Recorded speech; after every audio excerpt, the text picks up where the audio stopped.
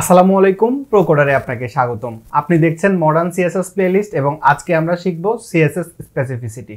এটা কেন ইম্পর্টেন্ট চলেন আমরা স্ক্রিনে যাই এবং দেখি। যেমনটা দেখতে পাচ্ছেন আমার এখানে একটা পি আছে, পিকে একটা ক্লাস দেওয়া হয়েছে প্যারা।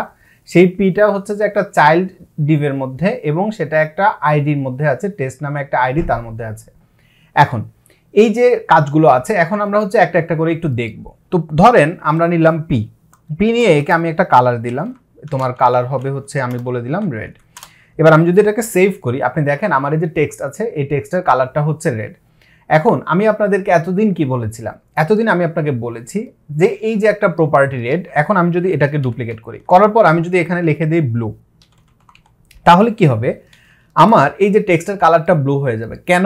কারণ এটা নিচে আছে এবং আমি সবসময় বলেছি যে এই লাইনটা নিচে থাকবে বা যদি কোনো একটা প্রপার্টির দুইটা সেম হয়, যেমন ধরেন এই যে এখানে একটা পি আছে, এখন আমি যদি আরেকটা পি নেই, আরেকটা পি নিলাম, নেওয়ার পর এই পির ক্ষেত্রে আমি যদি এখন বলে দিই যে তোমার কালার হবে হচ্ছে গ্রিন, তাহলে যেহেতু দুইজন একই রকম ট্যাগ আমি একই সিলেক্টর নিয়েছি সেক্ষেত্রে যে নিচে থাকবে সে বেশি প্রায়োরিটি পাবে। আমি আপনাদেরকে এতদিন এটা বলেছিলাম, এতদিন আমি যা বলেছি সেটা ঠিক, কিন্তু এর উপরেও কথা আছে যেটা আমি এতদিন আপনাদেরকে সরাসরি বলিনি। ডেফিনেটলি আপনারা প্রজেক্টে আমি যখন ব্যবহার করেছি আপনারা দেখেছেন, কিন্তু আমি সরাসরি বলিনি। এখন আমি সরাসরি আপনাকে একটু স্পেসিফিসিটির ব্যাপারটা বলবো। স্পেসিফিসিটির ব্যাপারটা কি দেখেন, এই যে পি এটার কালার হচ্ছে গ্রিন, তাই না? এখন আমার এই যে পিটা আছে, পিকে একটা ক্লাস আমি কিন্তু দিয়েছি প্যারা নামে, পারা। তো এই পারা নামের ক্লাসটা যদি আমি এখন একে দিয়ে দিই পি ক্লাস PARA, এভাবে যদি আমি দেই, দেওয়ার পরে এখন আমি যদি এটাকে একটাই রাখি যাতে করে কমপ্লিকেশন তৈরি না হয়। এবার আমি যদি সেভ করি, সেভ করার আগে আপনি নিজে একটু ইমাজিন করেন যে কোনটা এখানে দেখাবে, মানে আমার এই পি এর কালারটা কি হবে সেটা আপনি আমাকে বলতে পারেন, অথবা আপনি যদি চিটিং না করেন আপনি কমেন্টে লিখে দিতে পারেন যে ভিডিওর যে টাইম স্ট্যাম্প, এই টাইম স্ট্যাম্পে এসে আপনি আসলে বুঝতে পেরেছেন কিনা যে কি কালার হবে সেটা আপনি লিখতে পারেন, টাইম স্ট্যাম্প তারপরে কালার। তো এখানে দেখেন আমি যদি এখন এটা সেভ করি আপনি দেখেন এটার কালার হবে রেড। কেন? দেখেন রেড কেন? কারণ হচ্ছে স্পেসিফিসিটি। এখানে দেখেন এই যে আমাদের যে ক্লাস, এই ক্লাসের স্পেসিফিক নাম্বার আছে একটা স্পেসিফিসিটি নাম্বার, সেটা হচ্ছে 10।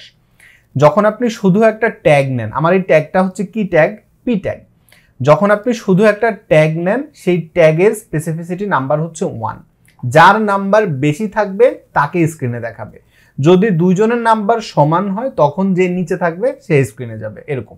এখন দেখেন আমি যখন একটা ক্লাস নিলাম প্যারা নামে, তখন এই ক্লাসের স্পেসিফিসিটি নাম্বার হচ্ছে 10, তাহলে 10 যোগ 1 সমান সমান কত? 11। 1-এর থেকে 11 ডেফিনেটলি বেশি, যেহেতু বেশি সেহেতু আমার হচ্ছে যে এই যে পি ক্লাস রেড এটা এখানে পেয়ে গেল। এবার দেখেন আমি যদি শুধু ক্লাস নেই PARA, এভাবে আমি এই ক্লাসটা নিলাম, নিয়ে এবার আমি যদি বলি তোমার কালার হবে হচ্ছে ব্লু, আপনি দেখেন এটার কালার আমি ব্লু দিলাম কিন্তু ব্লুটা পেল না। কেন?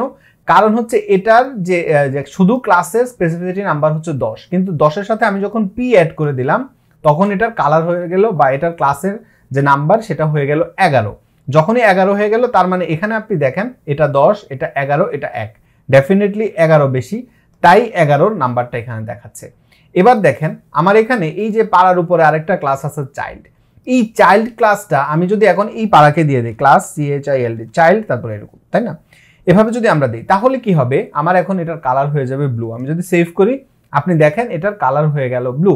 কেন? কারণ হচ্ছে এটার স্পেসিফিসিটি নাম্বার 10, এটার স্পেসিফিসিটি নাম্বার 10, 10 10 20, ডেফিনেটলি 20 11-র চেয়ে বেশি, তাহলে আমার এটা পাবে। এবার ধরেন এই যে পি ক্লাস পারা আছে এটাকে যদি এখন আমি উপরে দিই, আপনি দেখেন আমি কিন্তু এটা সবচেয়ে বেশি প্রায়োরিটি পাওয়ার কথা কারণ এটা সবার নিচে আছে, কিন্তু আমি এরপরেও উপরে লিখছি কেন? যাতে করে আপনার মানে কনফিউশন তৈরি না হয়। এবার আপনি দেখেন এখানে এখন আমি যখন লিখলাম চাইল্ড তারপরে পি ক্লাস পারা, তাহলে এখানে আমার স্পেসিফিসিটি নাম্বার কত হলো? 10 10 20 প্লাস 1 21, তাহলে এটাকে এখন স্ক্রিনে দেখাবে। আমি যদি এখন সেভ করি আপনি দেখেন আমার এই কালারটা হয়ে যাবে ব্লু। আচ্ছা এখানে আমি এভাবেই দেখাতে পারি, সমস্যা নেই।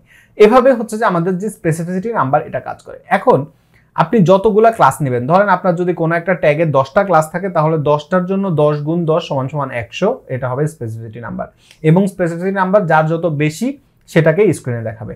এখন আমরা একটা আইডি ব্যবহার করি, তাই না? এবং আমি আপনারা যখন আইডি এবং ক্লাসের যে পার্থক্য সেখানে আমি বলেছি আইডি সবচেয়ে বেশি প্রায়োরিটি পায়। কতটা প্রায়োরিটি পায় জানেন? আইডির স্পেসিফিসিটি নাম্বার হচ্ছে 100। আমি যদি এখানে হ্যাশ দিয়ে লিখি টেস্ট, টেস্টের পরে আমি যদি এখানে বলে দিই পি, এই পি এর মানে আমি এখন আসলে 101 আমার এখানে স্পেসিফিসিটি নাম্বার। এবার আমি এখানে যদি একটা কালার দিই, কি কালার দিব, ধরেন ব্লু ভায়োলেট, সেভ করি, আপনি দেখেন কালার হয়ে গেছে ব্লু ভায়োলেট। কেন? কারণ আমার এই আইডি, এটা স্পেসিফিসিটি নাম্বার হচ্ছে 100। এবার আমি যদি এখানে ক্লাস লিখে দেই PARA, হ্যাঁ এখানে না, এভাবে হবে ক্লাস PARA, যদি এভাবে আমি দেই তাহলে এটা স্পেসিফিসিটি নাম্বার হবে এখন 111, 10 যোগ 1 11 প্লাস 100 111। তাহলে এভাবে হচ্ছে আমাদের সিএসএস স্পেসিফিসিটি কাজ করে।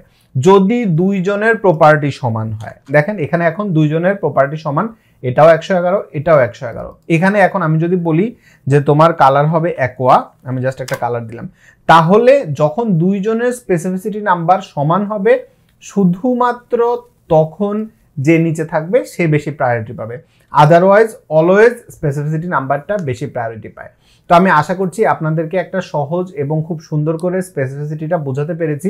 এবং এই সিএসএস স্পেসিফিসিটিটা এটা একটু ডিফারেন্ট একটা টপিক সিএসএস এর জন্য, কারণ অনেকে এই স্পেসিফিসিটিটা বোঝে না এবং এটা না বোঝার কারণে প্রজেক্টে গিয়ে সে আসলে মাথা গুলিয়ে যায়, কেন এটা তো বেশি প্রায়োরিটি পাওয়ার কথা, তাহলে এটা কেন দেখাচ্ছে না, এটা তো কাজ করার কথা কিন্তু এটা কেন কাজ করছে না। তো এই জায়গাগুলোতে আসলে আপনাকে স্পেসিফিসিটিটা হেল্প করবে। আরও একটা ব্যাপার আছে যেটা খুব ইম্পর্টেন্ট, সেটা হচ্ছে যে এমন অনেক সময় হবে যে আমরা যখন অনেক সময় যখন কোনো প্লাগইন ব্যবহার করি, সেই প্লাগইনের যে HTML থাকে বা যে কোডিংটা থাকে সেটা HTML এবং CSS কোনোটার অ্যাক্সেস আমাদের কাছে থাকে না অনেক সময়। তো তখন আমরা কাস্টমভাবে একটা CSS ফাইল নেই, কাস্টম CSS কোড লিখি। তো সেই জায়গাটাতে আমাদের হাতে সবসময় ফুল কন্ট্রোল থাকে না। ধরেন আমরা একটা প্লাগইন ব্যবহার করছি, সেই প্লাগইনের মধ্যে তারা নিয়েছে এভাবে আইডিটাও নিয়েছে, তারপরে আবার ট্যাগের সাথে একটা ক্লাসও অ্যাড করে দিয়েছে। তো সেক্ষেত্রে আপনার হাতে কোনো কন্ট্রোলও নাই যে আপনি সেখানে একটা এক্সট্রা একটা ক্লাস অ্যাড করবেন কিংবা আইডিটাকে মডিফাই করবেন, এরকম কন্ট্রোলও আপনার হাতে নাই। আপনার হাতে জাস্ট কন্ট্রোল আছে, আপনি কাস্টম CSS লিখতে পারবেন। তো এরকম কিছু স্পেসিফিক সিনারিওতে আমরা কি করি, আমরা তখন ধরেন এই যে CSS, আমরা তখন একটা কাস্টম CSS নেই এবং সেই কাস্টম CSSটা অনেক সময় এমন হয় যে আমাদের যে মূল CSS আছে তার উপরে চলে যায়। ধরেন এই যে ব্লু ভায়োলেট এরকম একটা জায়গায় চলে গেছে। CSS এর যে অর্ডার থাকে আমাদের রিয়েল প্রজেক্টে, আমরা যখন রিয়েল লাইফ কোনো প্রজেক্টে কাজ করি সেখানে একটা CSS ফাইল থাকে না, অনেকগুলো CSS ফাইল থাকে। তো সবগুলোর অ্যাক্সেস আবার আপনার কাছে থাকে না। এরকম লিমিটেড সিনারিওতে যখন আপনার হাতে আর কোনো অপশন নাই, আপনি চান যে অ্যাকোয়ানা, ব্লু ভায়োলেট বা উপরের কোনো একটা জিনিস দুইটা সেম স্পেসিফিসিটি নাম্বার হওয়ার পরেও আমি চাই যে উপরেরটাকে স্ক্রিনে দেখাক, এরকম যখন স্পেশাল সিনারিও আসবে তখন আমি আপনাকে রিকমেন্ড করব ইম্পর্টেন্ট এটা ব্যবহার করতে, আদারওয়াইজ না। আপনি দেখেন আমি জাস্ট সরাসরি বললেই হতো যে আপনি যদি ইম্পর্টেন্টটা ব্যবহার করেন তাহলে সেটা সবচেয়ে বেশি প্রায়োরিটি পায়, কারণ স্পেসিফিসিটি যদি সমান হয় তাহলে যে নিচে থাকবে সে দেখাবে, কিন্তু আপনি যদি ইম্পর্টেন্ট দিয়ে দেন তাহলে অবশ্যই এটা দেখাবে। আবার ডেফিনেটলি আপনি যদি একোয়ার মধ্যেও ইম্পর্টেন্ট দেন তখন আবার সব যেহেতু সমান হয়ে যাবে তখন যে নিচে থাকবে সে বেশি প্রায়োরিটি পাবে। এখন আপনি বলবেন যে ভাই এই ইম্পর্টেন্ট আপনি ব্যবহার করবেন, এটার কথা আপনি এত কথা কেন বললেন? এর মূল কারণ হচ্ছে কি, আমাদের যে এখনকার যে CSS স্ট্যান্ডার্ড সেখানে ইম্পর্টেন্ট লেখাটাকে লোকজন পছন্দ করে না। এটা অনেকটা এরকম যে আপনার বাসায় গেস্ট এসছে জোর করে, ব্যাপারটা এরকম, অথবা কেউ একজন জোর করে আপনার সাথে কোনো একটা বিহেভ করছে, আপনাকে হয়তো বললো যে তুমি আমার সাথে চলো, আপনি খুশি মনে গেলেন, সেটা একরকম। আপনাকে বললো যে তুমি আমার সাথে চলো, কিন্তু আপনার সেখানে যাওয়ার ইচ্ছে নেই, জোর করে আপনি যাচ্ছেন।